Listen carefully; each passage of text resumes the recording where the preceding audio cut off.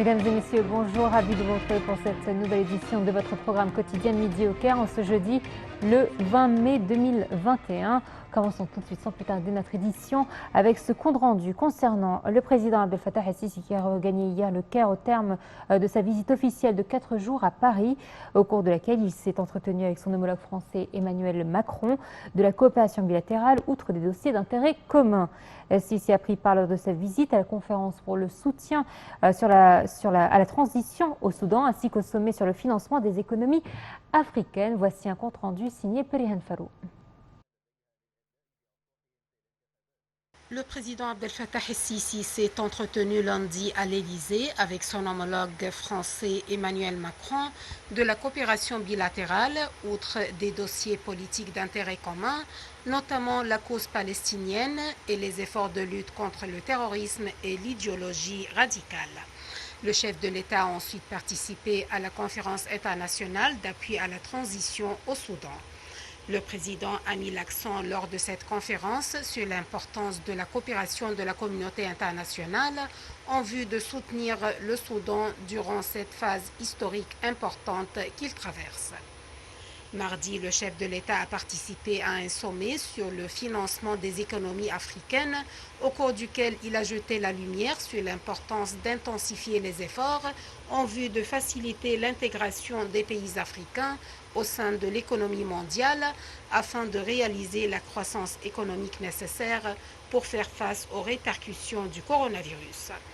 Le chef de l'État a également pris part lors de sa visite en France à un sommet tripartite avec le président Macron et le souverain jordanien, le roi Abdallah II, par visioconférence.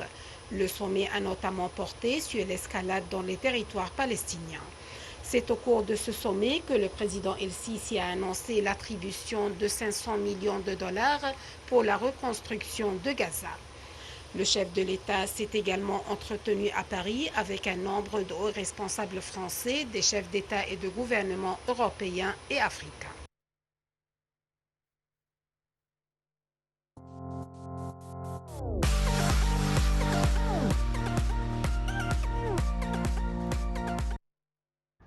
Avant de quitter la capitale française, le président Abdel Fattah el-Sisi s'est entretenu hier au siège de sa résidence à Paris avec le président sénégalais Macky Sall. La coopération bilatérale et l'intérêt de l'Égypte à renforcer les liens avec le Sénégal sur tous les plans vus. Les plans vus, son poids dans la région ont été au menu des entretiens. Les deux présidents ont également discuté du dossier du barrage de la Renaissance.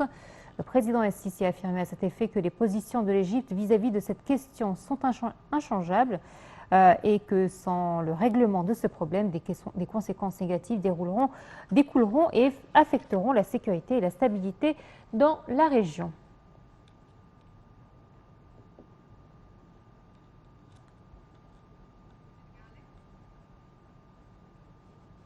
Et le président Abdel Fattah el-Sisi a reçu également hier à Paris le ministre français des Finances et de l'Économie, Bruno Le Maire. Le président el-Sisi a apprécié les efforts déployés par le ministère français des Finances pour renforcer les relations économiques et commerciales entre l'Égypte et la France. Le chef de l'État a passé en revue avec le ministre français les chances d'investissement offertes aux entreprises françaises dans les projets nationaux, notamment dans les secteurs des transports, de l'énergie, mais aussi de la santé. El-Sisi a mis l'accent sur l'importance de renforcer la coopération entre les deux pays dans le domaine de l'industrie et du transfert de la technologie.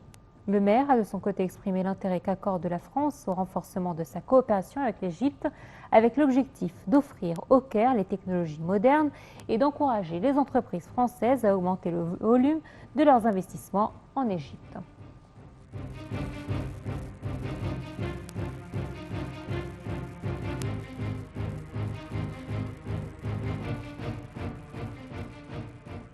Et vous l'avez constaté avant le début de cette édition, nous avons été interrompus pour un direct avec la présence du Premier ministre Mostafa Madbouli, mais aussi de la ministre de la Santé Hala Zaïd.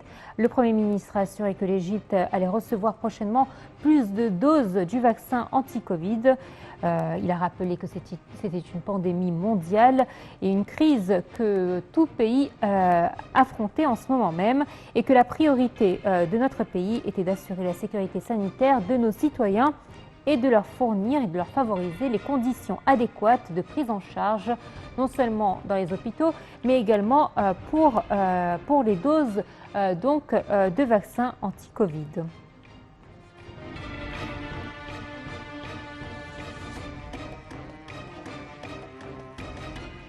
Et toujours concernant le chef du gouvernement Moustapha Madbouli qui a présidé hier la réunion hebdomadaire du cabinet ministériel. Madbouli a salué lors de cette réunion l'initiative lancée par le président Abdel Fattah el-Sisi en faveur de la reconstruction de la bande de Gaza. Le Premier ministre a réitéré le soutien du gouvernement aux décisions prises par le chef de l'État en vue d'aider le peuple palestinien. Il a appelé les différents appareils de l'État à coordonner leurs efforts en vue d'exécuter cette initiative. Le chef du gouvernement a dirigé également la réunion du Haut Comité chargé de gérer la crise sanitaire. Ce comité a décidé de garder les mesures déjà mises en place en vue d'endiguer la propagation du coronavirus, dont les horaires de fermeture des magasins, des centres commerciaux et des restaurants à partir de 20 h jusqu'à fin mai. Le comité a toutefois décidé la réouverture des parcs publics et des plages sous strictes mesures de précaution.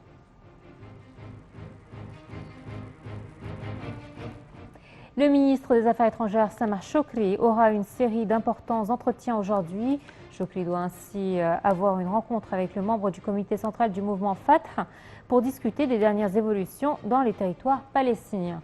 Le chef de la diplomatie doit également s'entretenir avec le président du Sénat yéménite pour examiner la situation au Yémen et les relations bilatérales. Chokri s'entretiendra de même avec son homologue grec Nikos Dandias pour discuter des relations particulières qui lient le Caire à Athènes.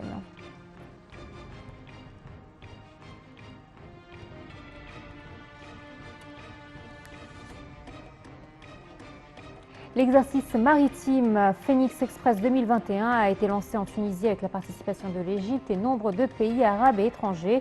Ces manœuvres s'inscrivent dans le cadre du renforcement des relations militaires, de la coopération et de l'échange des expertises entre les forces armées égyptiennes et celles des pays frères et amis. L'exercice Phoenix Express 2021 se déroulera sur plusieurs jours en Tunisie, dans la Méditerranée, avec la participation de 134 États, dont l'Égypte, la Tunisie, les États-Unis, la Belgique, la Grèce, l'Italie, l'Espagne, le Royaume-Uni, l'Algérie, le Maroc, la Libye, mais aussi la Mauritanie.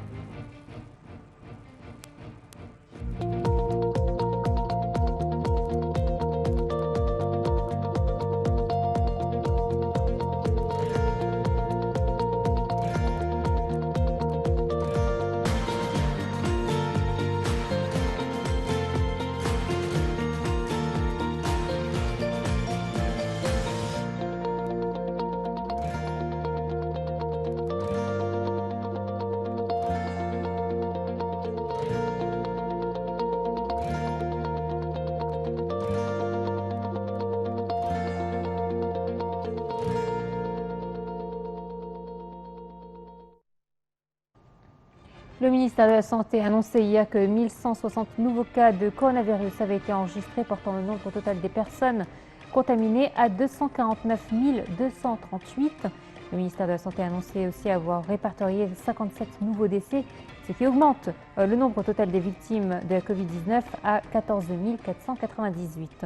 L'adjoint de la ministre de la Santé, Khaled Megahed, a entre-temps déclaré que 1003 personnes rétablies du coronavirus avaient quitté les hôpitaux de confinement après avoir reçu les soins médicaux nécessaires, augmentant ainsi le nombre des cas guéris à 183 696 cas. Et on enchaîne avec le chef du gouvernement, Moustapha Madbouli, qui a suivi hier, lors d'une réunion tenue en présence de plusieurs ministres, les étapes exécutives du projet national du développement de la famille égyptienne. La ministre du plan de la planification, Hala Saïd, a déclaré lors de cette réunion que l'objectif stratégique de ce projet était d'améliorer la qualité de vie des citoyens et de la famille égyptienne à travers le contrôle de la croissance démographique. Perihan Farouk.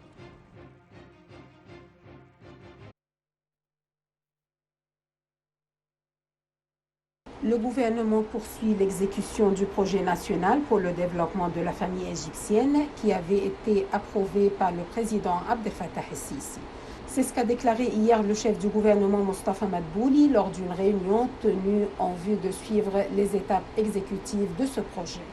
La réunion a été tenue en présence des ministres du Plan, de la coopération internationale, de la santé, de la solidarité sociale, ainsi que la présidente du Conseil national de la femme, celle du Conseil national de la maternité et de l'enfance. La ministre du Plan, Hala Saïd, a déclaré lors de cette réunion que l'objectif stratégique de ce projet est d'améliorer la qualité de vie des citoyens et de la famille égyptienne à travers le contrôle de la croissance démographique. Dr El Saïd a ajouté que ce projet sera appliqué lors de la première année dans 9 gouvernorats, celui d'Assiout, de Soheg, de Sharqiya, de Qena, de Ménia, de Luxor, d'Assouan, de Gizeh, de Sharqiya et de Dakarley. La ministre du Plan a indiqué que ces 9 gouvernorats avaient été choisis car ils sont les plus défavorisés et enregistrent le plus haut taux de naissance.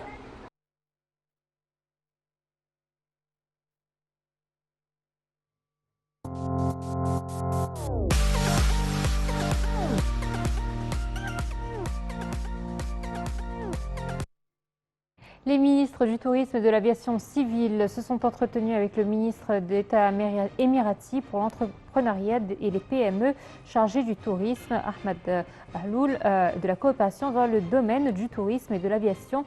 L'entretien est intervenu en marge de la 28e édition du marché arabe de voyage, l'Arabian ATM 2021, tenu du 16 au 19 mai à Dubaï. L'expérience de l'Égypte et des Émirats dans la gestion de la crise du coronavirus et ses conséquences et leurs efforts déployés en faveur de la reprise du tourisme ont fait l'objet d'examens.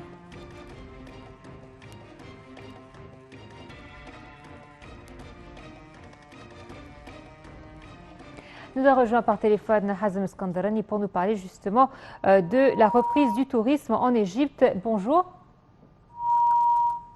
Allô? Allô, bonjour. Est-ce que vous m'entendez? Alors, nous avons un problème technique. On va tenter de le régler. On se retrouve tout de suite après.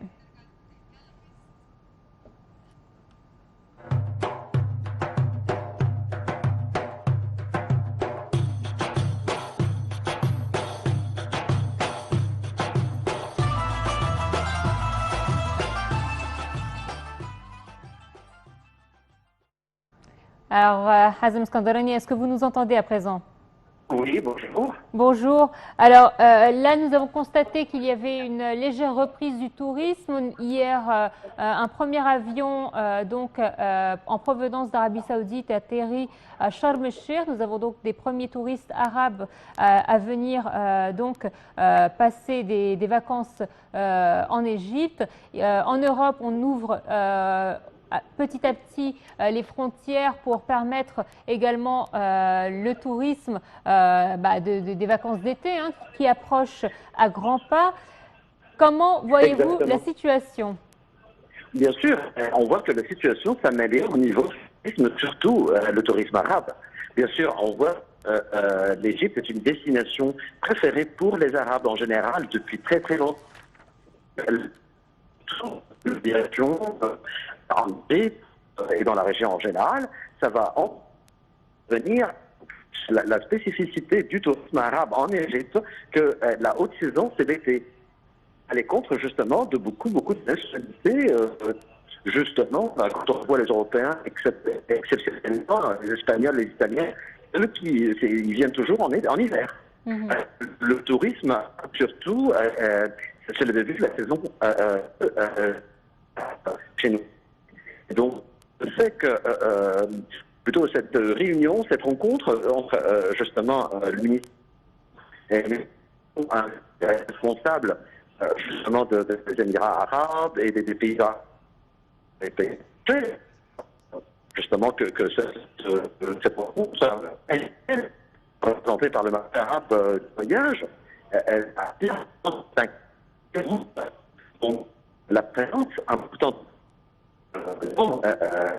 de rencontres internationales. Ça permet aussi de mettre justement la carte du tourisme. Bien sûr, on attend beaucoup de mouvements de tourisme du côté de plusieurs pays arabes, les Émirats arabes, l'Arabie saoudite, et beaucoup de pays arabes. Ils veulent venir faire des vacances en Égypte. Grâce à cet étage, c'est je parle de le permettre à des visiteurs. Oui. Alors malheureusement, nous rencontrons un problème au niveau du son. Monsieur Hazem Hassan, merci à vous d'avoir été des nôtres ce matin. On s'excuse encore une fois pour la gêne. Voilà, c'est ainsi donc que prend fin cette édition de Midi au Caire. Très bonne suite de programme sur la TV internationale. Au revoir.